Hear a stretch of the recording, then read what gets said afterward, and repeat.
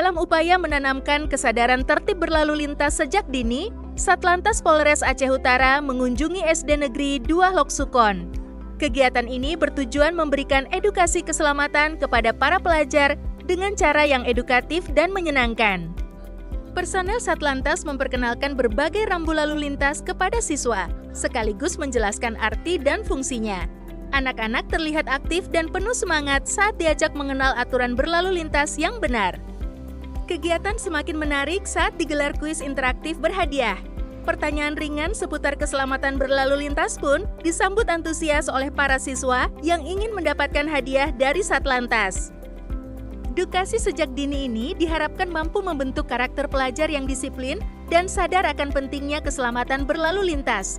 Satlantas Polres Aceh Utara terus berkomitmen hadir di tengah masyarakat untuk mewujudkan budaya tertib berlalu lintas demi keselamatan bersama.